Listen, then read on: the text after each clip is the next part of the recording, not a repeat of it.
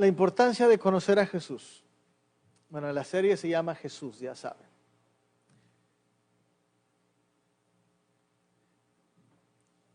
Todo este tiempo de COVID, desde que hace 2 años iniciamos, con muchos temas dirigidos, y no solamente lo quiero repetir, yo sé que ya lo sabes, pero enfocados en desarrollar el carácter de Jesús en nuestras vidas. Vimos sus mandamientos, vimos principios. Ahora estamos viendo a la persona de Jesús, porque para poder desarrollar su carácter es importante conocerlo a Él. Hablamos de por qué era importante conocerlo, la importancia de conocer a Jesús. Platicamos 3 cosas. Una, porque Jesús es la piedra angular de todo. No hay nada que esté fuera de Él. Tu vida está cimentada en Él. Creas o no creas en Él, tu vida está cimentada en Él. Me encontré en Facebook un señor bastante grande que lo estaban entrevistando y eran puros incrédulos los que estaban ahí entrevistándolo. Fue impresionante, es la primera persona o de las primeras o pocas personas que veo que se centran en el evangelio para hablar y no se ganchan con las preguntas que le hacían. Le hacían preguntas raras y de alguna manera podían ser capciosas, pero él volvía a Jesús y volvía a la cruz. Y decía, es que todo lo que tienes que conocer es Jesús. ¿Y tú crees en la reencarnación? Y dice, bueno, pues para los que creen en eso es bueno creer en algo, pero la Biblia no dice eso. La Biblia habla de la resurrección. Y los metía otra vez en el aro. De alguna manera alguien le dijo, es que yo no creo eso. El hecho de que no lo creas no es que no sea cierto. Nuestra vida depende y está fundamentada en Dios, en Jesús, porque es nuestro creador, lo creas o no lo creas. Hablamos de que es importante conocer a Jesús porque Jesús revela a Dios en su divinidad, en su grandeza, a Dios como Padre. Y hablamos, solamente lo mencionamos porque lo vamos a ver en otro capítulo más, que Jesús demostró ser Dios y lo dijo. Él dijo que Él era Dios. La semana pasada estuvimos platicando del sentido de identidad de Jesús. Todos necesitamos tener ese sentido de identidad. Reflejamos una identidad aunque sea falsa. Tú tienes una identidad y a veces reflejas otra identidad. Es una identidad falsa. No reflejas lo que eres. Jesús reflejó lo que Él era. Y lo hizo a través de sus atributos, los mencionamos, algunos atributos que solamente Él tiene. Hablamos de sus nombres. En el pueblo judío el nombre de la persona refleja lo que es la persona y marcaba a la persona. El nombre de Jesús refleja quién es Él, sus nombres. Tiene muchos nombres que la Biblia utiliza para referirse a Jesús. Y hablamos de las afirmaciones que Él mismo hizo sobre su persona. Y Él dijo, el Padre y yo somos uno. Hoy vamos a hablar de Jesús como hombre. La semana pasada fue Jesús como Dios. Ahora Jesús como hombre. ¿Y por qué es importante que hablemos de esto? Vamos a orar. Señor, sé tú quien hable hoy a nuestros oídos, a nuestro corazón, a nuestra mente. Y tu Espíritu ministre tu palabra a nuestras vidas. Te lo rogamos en el nombre de Jesús, Señor. Amén. Hoy voy a usar muchos pasajes bíblicos, voy a tratar de no hacerlo tan tedioso. En algunas ocasiones uno como que explica un poquito más, hoy la Biblia va a hablar bastante. Este tema ha tomado mucha relevancia en las últimas décadas, el hecho de que Jesús es un hombre. Y Satanás ha tratado de destruir esa realidad, esa semejanza que tiene para con nosotros. Ha tratado de destruir la imagen de Jesús.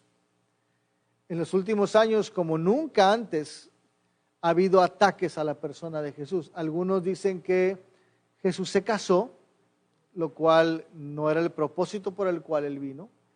Y Jesús se casó y tuvo hijos, dicen algunos que con María Magdalena, y por ahí hablan de una descendencia de Jesús. Otros hablan de que Jesús era homosexual porque amaba a los hombres. Otros hablan de que a Jesús era un lunático, una persona que se le iban las ideas. Y aún algunos dicen que Jesús no fue real, que es una mitología, que es un cuento que habla la gente, un ser ficticio. Todo es tratando de eliminar la imagen de Jesús, la persona de Jesús. Esta problemática ha tomado mucho revuelo en los últimos años. Seguramente por el avance de la tecnología, ahora se habla más de eso. No es una cosa nueva, porque desde hace muchos años se ha tratado de hacer eso. En el concilio de Calcedonia, que esto fue en el 451 después de Cristo, ellos tuvieron que reunirse todos esos teólogos e hicieron una declaración sobre la persona de Jesús. Ellos, te va a aparecer en la pantalla la declaración que hicieron hace más de 1500 años, dijeron esto. Las dos naturalezas de Cristo están unidas para siempre de forma inseparable, sin confusión, sin divisiones ni separación. Y ninguna de sus dos naturalezas resultó alterada o reducida por esta unión. Están hablando de la naturaleza divina y la naturaleza humana. Es decir, hace 1500 años ya había quienes decían que Jesús no era un hombre totalmente, era un semihombre o un semidios. No era alguien como nosotros, lo que negaría todo lo que dice la Biblia con respecto a Jesús. Así es que después de esa declaración, que viene de declaraciones de Jesús, de los apóstoles, hoy en día nosotros seguimos declarando que Jesús es 100% Dios y Jesús es 100% hombre. No es mitad y mitad, 50 y 50, 100% Dios, 100% hombre a la misma vez. En la Biblia de repente tú te puedes encontrar cosas que parecieran contradictorias, pero que en realidad están demostrando sus dos naturalezas. Te voy a poner unos ejemplos, no voy a leer los versículos porque después vienen varios que voy a leer, pero van a aparecer en la pantalla para que los veas. Por ejemplo, como hombre, Jesús se cansó físicamente. Él estaba cansado, él hacía cosas y se cansaba. Juan 4:6 lo dice. Como Dios, Jesús ofreció descanso al que estaba cansado. Como hombre, Jesús tuvo hambre. 40 días de ayuno, Satanás tentándolo, Mateo 4. Como Dios, Él era y Él es el pan de vida, que sacia el hambre del ser humano. Como hombre tuvo sed. Cuando estaba en la cruz lo declaró, tengo sed. Como Dios, Él era y es el agua de vida, que sacia al que lo necesita. Como hombre estuvo en agonía. Como Dios consoló la agonía de otros. Como hombre creció en sabiduría. Como Dios, Él existe desde la eternidad. Él es omnisciente. Él todo lo sabe. Como hombre fue tentado. Como Dios no puede ser tentado. ¿Se acuerdan? Satanás lo tentó. Pero Pablo dice, Dios no puede ser tentado. Como hombre se limitó a su conocimiento, se limitó a su cuerpo físico. Como Dios fue y es omnisciente, omnipresente, omnipotente.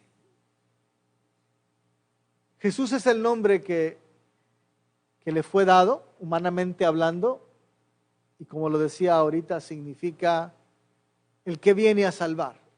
Mateo 1:21, el que Dios con nosotros. Mateo 1:21 dice, cuando habla a la Virgen, el ángel, y está haciendo referencia a la profecía de Isaías, y dará a luz un hijo y llamará su nombre Jesús, porque él salvará a su pueblo de sus pecados. El nombre de Jesús significa Salvador. El mismo Dios eterno se encarnó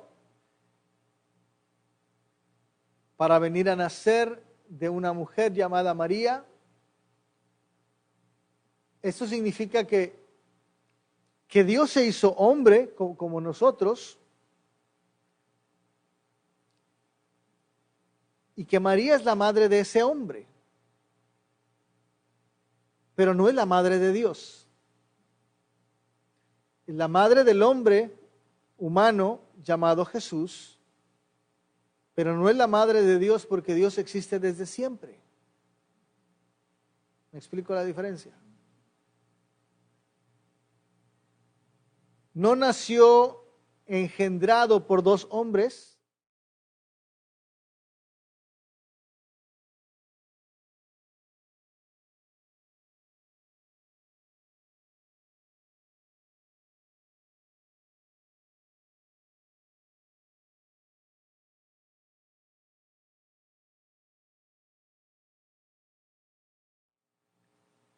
es un ser divino, es un ser puro, es un ser santo.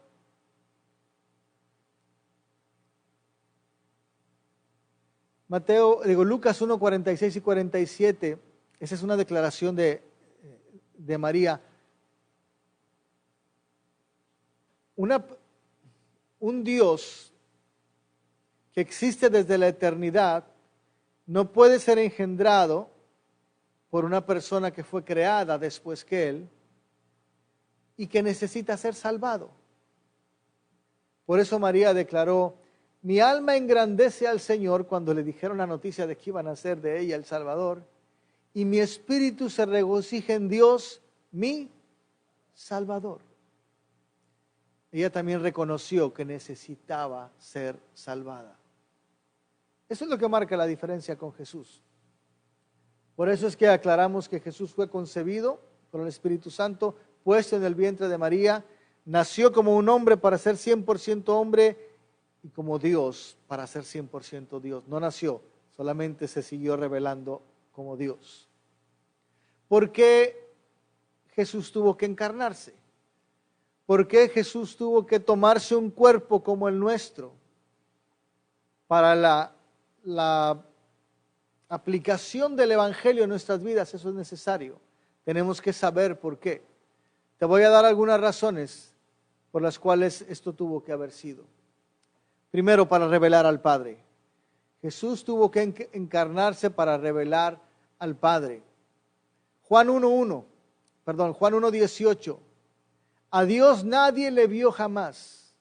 El unigénito Hijo que está en el seno del Padre, Él le ha dado a conocer. A lo largo de la historia, Dios se ha revelado de muchas maneras. Lo mencionábamos la semana pasada. A través de la naturaleza, a través de los profetas, a través de la Escritura. Pero la forma más personal, más íntima para revelarse Dios fue a través de su Hijo, que estuvo con nosotros, que pudieron tocarlo, que pudieron palparlo. Y alguien diría, bueno, pues eso fue antes, hace 2000 años, porque ahora no se puede.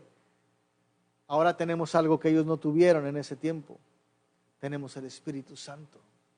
Cuando Jesús se fue, Él dejó su Espíritu y dijo: voy a estar con ustedes todos los días hasta el fin del mundo. La forma más personal en la que te puedes relacionar con Dios es a través de la presencia de Jesús en tu vida mediante el Espíritu Santo. Es decir, el hecho de que Jesús se tomara un cuerpo como el nuestro hizo posible que nosotros conociéramos a Dios de manera palpable.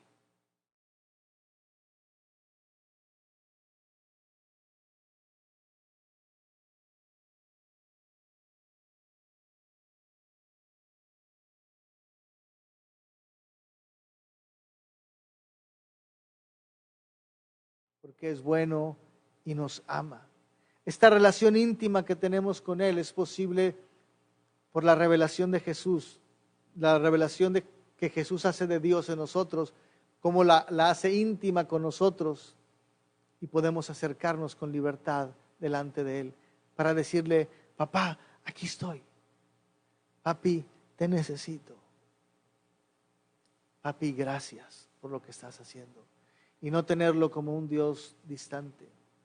En la entrevista que les dije que estaba viendo ayer, una de las personas le decía: es que a mí no me gusta, no, era otra entrevista, perdóname, Pero le decía la que entrevistaba al supuesto cristiano, porque dijo cosas raras, dijo, a mí no me gusta ese Dios que tú hablas porque lo siento un Dios distante, un Dios que está lejos. Yo quisiera tener un Dios cercano, decía la muchacha. Y Dios es así, Dios es un Dios cercano. Para eso vino Jesús. Lamentablemente dudamos de la obra de Jesús. Dudamos de lo que Él hizo, de lo que Él hace ahora mismo y de lo que Él va a hacer. Y aunque tenemos su palabra enfrente de nosotros, a veces no la creemos. Y preferimos ir a la astrología, a las adivinanzas, a la medicina, a la ciencia, para ver si eso nos puede ayudar a entender qué es lo que está pasando con nuestra vida, porque el hombre no le cree a Dios. Aún algunos de sus discípulos, viendo sus milagros, dudaron de él.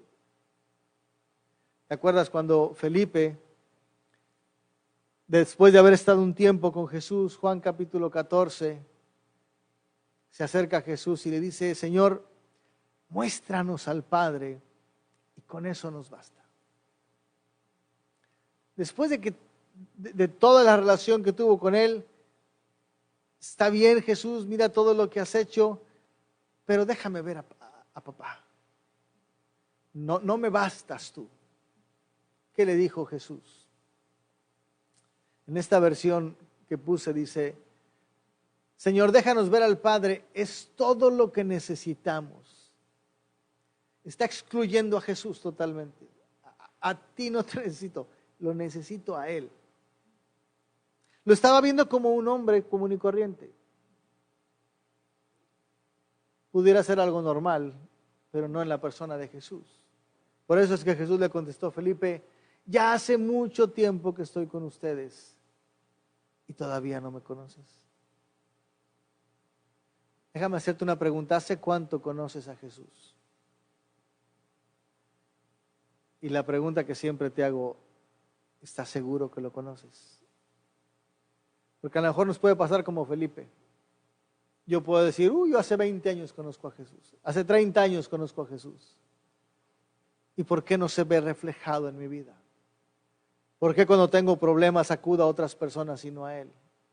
¿Por qué cuando vienen las situaciones difíciles no descanso en su voluntad? ¿Será en realidad que lo conozco? Jesús le dijo, el que me ha visto a mí, ha visto al Padre. ¿Por qué me dices, déjame ver al Padre? ¿No crees que yo y el Padre somos uno? Jesús dijo, yo estoy en tu corazón a través del Espíritu Santo. ¿Por qué será que a veces lo dudamos? No lo creemos. Además de revelarnos al Padre y abrir esa oportunidad de relacionarnos con Él nuevamente, Jesús se encarnó para pagar la deuda del pecado. Porque eso fue lo que nos separó del Padre. Después de la caída de Adán y Eva, la raza humana quedó marcada por el pecado. Y ahora cada ser que nace siendo pecador. Traemos esa naturaleza pecaminosa. Y la demostramos bien rápido.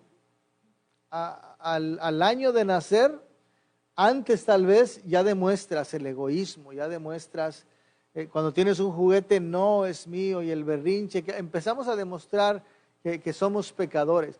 Y es por instinto, es involuntario. Eso es la naturaleza pecaminosa que traemos. Ya de mayores lo hacemos voluntariamente. Lo hacemos por placer. Pecamos por placer. El apóstol Pablo escribió Romanos 3:23, por cuanto todos pecaron, están destituidos de la gloria de Dios. No hay quien no haya cometido pecado. Unos versos antes de eso, había dicho en el versículo 10, como está escrito, no hay justo ni aun uno, no hay quien entienda, no hay quien busque a Dios. Todos se desviaron, a una se hicieron inútiles. No hay quien haga lo bueno, no hay ni siquiera uno. Somos pecadores. Jesús tuvo que revelarse en carne para poder pagar esa deuda de nuestro pecado.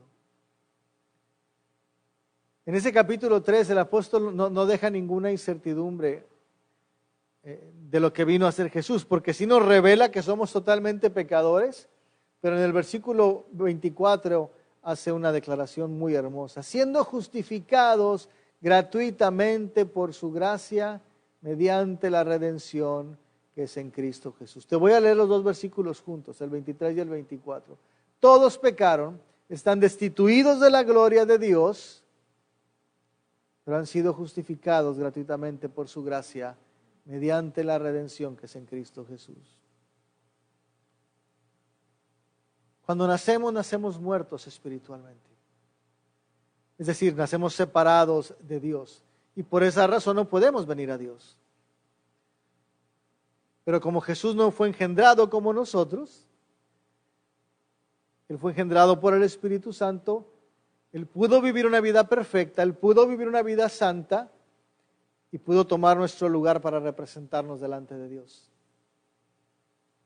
Y decirle, Señor, ellos no pueden, ellos son pecadores, pero yo no. Yo soy hombre como ellos, pero vengo a representarlos a ellos. Tú exiges un sacrificio y el hombre tiene que pagar con su sangre para poder ser librado del pecado. Lamentablemente, si el hombre lo hiciera, si yo me sacrificara delante de Dios para que Él perdonara mi pecado, pudiera perdonarme porque estoy dando mi vida en sangre. El problema es que yo me voy a quedar ahí muerto y no voy a volver a disfrutar de Él. Y Jesús lo que nos ofrece es que siendo Él un hombre santo y puro, Él dice, yo me voy a dar, porque además de dar mi vida, yo la puedo volver a tomar para ofrecértela a ti también. Pablo escribió en Colosenses capítulo 2, versículo 13, y vosotros, estando muertos en pecados y en la incircuncisión de vuestra carne, os dio vida juntamente con Él, perdonándoos todos los pecados, anulando el acta de los decretos que había contra nosotros, que nos era contraria, quitándola de en medio y clavándola en la cruz.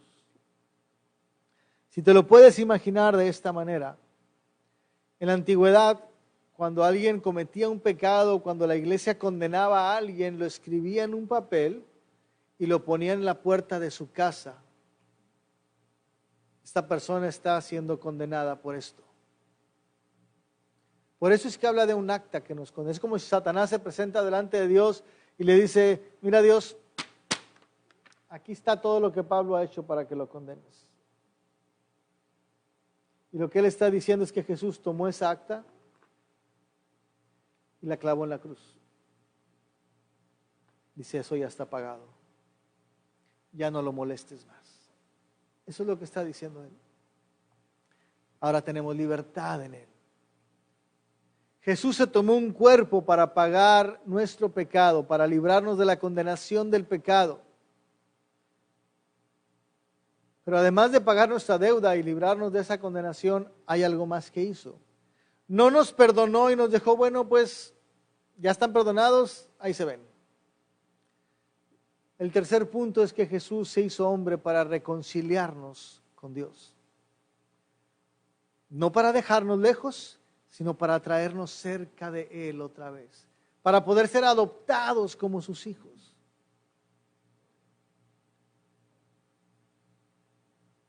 A veces cuando pagas una deuda de alguien, humanamente hablando entre nosotros, o alguien te paga una deuda, díganme si no, se tardó mucho en pagarte o te tardaste mucho en pagarle, queda cierto resentimiento.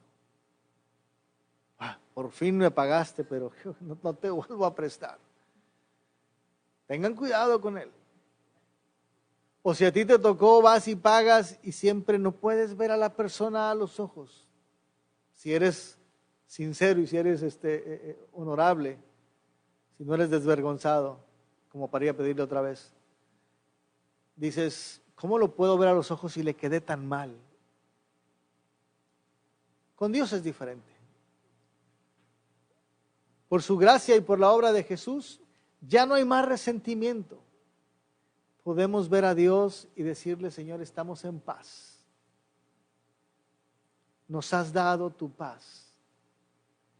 Pablo escribió en Romanos 5:1, justificados pues por la fe, tenemos paz para con Dios por medio de nuestro Señor Jesucristo. nuestra reconciliación, nuestra justificación, nuestro perdón, es solamente porque creamos en Él, por tener fe en Él. Mira lo que dice un poquito más adelante, Romanos 5:8. Dios muestra su amor para con nosotros en que siendo aún pecadores, Cristo murió por nosotros. Pues mucho más, estando ya justificados en su sangre, por Él seremos salvos de la ira. Porque si siendo enemigos fuimos reconciliados con Dios por la muerte de su Hijo, mucho más, estando reconciliados, seremos salvos por su vida. Si cuando éramos enemigos nos perdonó y nos permite venir, ahora que estamos con Él, no nos va a dejar, no nos va a soltar. Además de reconciliarnos con Dios, de traernos a Él, nos permite vivirlo de una manera bien especial. Otra vez, no es como que, bueno, ya te perdoné, vente aquí conmigo, ahora lo vas a experimentar esa reconciliación. ¿Y sabes cuál es la mejor manera de hacerlo? Compartiéndola con otros. Diciéndole a otros, mira quién soy ahora. Por eso el apóstol Pablo escribió también en 2 de Corintios 5:18. Está hablando de que en el 5:17 dice, de modo que si alguno está en Cristo, nueva criatura es. Las cosas viejas pasaron, todas son hechas nuevas. Y todo esto, el que seamos hechos nuevos, proviene de Dios, quien nos reconcilió consigo mismo por Cristo y nos dio el ministerio de la reconciliación. Que Dios estaba en Cristo reconciliando consigo al mundo, no tomándoles en cuenta a los hombres sus pecados, y nos entregó a nosotros la palabra de reconciliación. Y cuando tú compartes esa reconciliación con Dios, te llenas, te sientes completo, no te sientes abandonado, perdonado, pero allá lejecitos, te sientes parte de la familia, y cuando te dan esta responsabilidad dices, en realidad soy importante para Dios. Me ve con buenos ojos, tan así que me ha dado una responsabilidad de ir a decir a otros, mira lo que Dios puede hacer contigo, así como lo hizo conmigo. Jesús se encarnó para revelar a Dios. Jesús se encarnó para perdonar nuestro pecado. Jesús se encarnó para reconciliarnos con Dios. Y además de eso, Jesús se encarnó para destruir la obra de Satanás.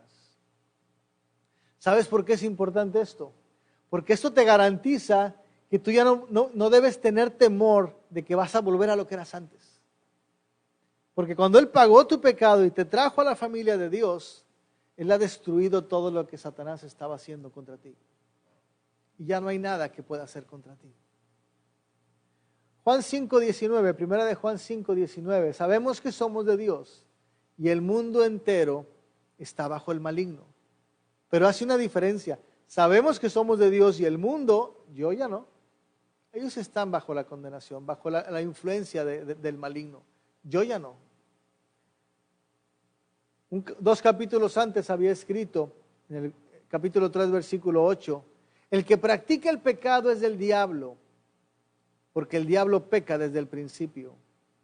Para esto apareció el Hijo de Dios, para deshacer las obras del diablo. Y si no me equivoco, 2 versículos más adelante, ese fue el 8, déjame te leo el 10, pero no está en la presentación. Dice, en esto se manifiestan los hijos de Dios y los hijos del diablo. Todo el que no hace justicia y no ama a su hermano, no es de Dios. Es lo que te he dicho muchas veces, solamente hay 2 tipos de personas, los hijos de Dios y los hijos del diablo. Y cuando hablamos de hijos, otra vez no es que hayamos sido engendrados por Él, fuimos creados por Dios, y no es que Satanás nos haya engendrado, eso es por fe, porque le crees, porque decides adherirte a su causa. Los hijos de Dios hacen las cosas de Dios, los hijos del diablo hacen las cosas del diablo.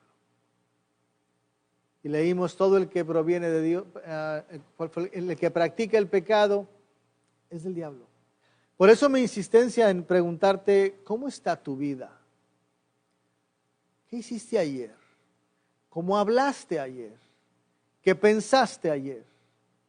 ¿Eran cosas que glorificaban a Dios? ¿O son cosas que se relacionan más con el pecado? Y no estoy hablando de si robaste, si maldijiste, si hiciste alguna de esas cosas que catalogamos ya como pecados, sino simplemente cuando te estabas arreglando, ¿estabas pensando en que eres un reflejo de Dios? ¿O te estabas arreglando porque estabas diciendo, espero que hoy me digan que me veo muy bien? O sea, ¿lo haces para ti o lo haces para darle gloria a Él? Cuando estabas comiendo tu alimento, estabas diciendo, wow, qué rico me quedó, me lo merezco, me está satisfaciendo mucho. ¿O pudiste decir al principio, gracias Señor, porque me provees esto? ¿Le das su lugar a Él? Porque viniste a la iglesia. ¿Vienes para quedar bien con Dios? ¿Para quedar bien con alguien? ¿Para ver a tus amigos? ¿Porque no tienes otra cosa mejor que hacer? ¿Para no quedarte en casa aburrido? ¿O viniste para darle gloria al único ser que lo merece? ¿Para satisfacer tu necesidad religiosa y recibir perdón de Dios y sentirte que ya estás bien con Él? ¿O para doblegarte delante de su presencia y decirle, Señor, me perdones o no me perdones, tú lo mereces? Jesús se encarnó para destruir la obra del diablo, para evitar que nosotros volvamos atrás. Lucas escribió, Lucas 19:10, el Hijo del Hombre vino a buscar y a salvar lo que se había perdido. Estábamos perdidos, pero Él vino para encontrarnos. Él se hizo hombre para salvarnos, para reconciliarnos con Dios. Jesús no solo revela al Padre, perdona nuestro pecado, nos reconcilia de Dios, con Dios, destruye la obra de Satanás, sino Él se encarnó para dejarnos un modelo de vida, para decirte, así es como tú tienes que vivir, así es como tú tienes que ser. Culturalmente hay diferencias, pero los principios son los mismos. Nos da ejemplo de vida. Primera de Pedro 2:21. Para esto fuisteis llamados, porque también Cristo padeció por nosotros, dejándonos ejemplo para que sigáis sus pisadas. Qué interesante que abra el tema de padeció por nosotros. Pudo haber dicho, se hizo hombre para disfrutar con nosotros. Lo hemos dicho muchas veces, la situación en el mundo cada vez está peor. Y oramos y cantamos y decimos, todo va a estar bien. La realidad es que no. La Biblia no dice que todo va a estar bien. La Biblia dice que cada día va a ser de mal en peor. La Biblia dice que Dios va a guardar a su pueblo, a sus hijos. Su mano protectora nos va a cuidar.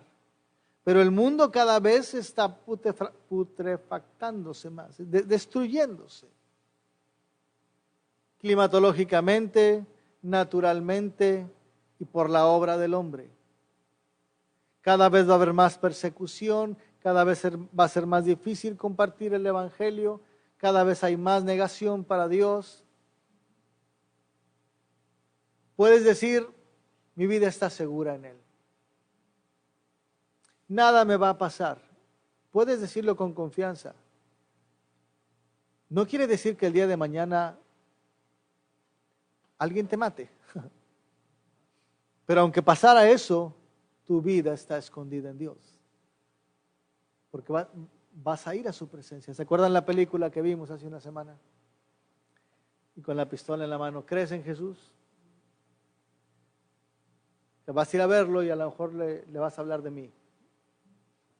Y la respuesta es, sí creo. No sé si se dieron cuenta que mientras estaba, fue algo que a mí me llamó la atención, tanto con el primer hombre, el que iba con la cruz en la calle, como el pastor cuando lo experimentó también, mientras le apuntaba con la pistola se hacía así.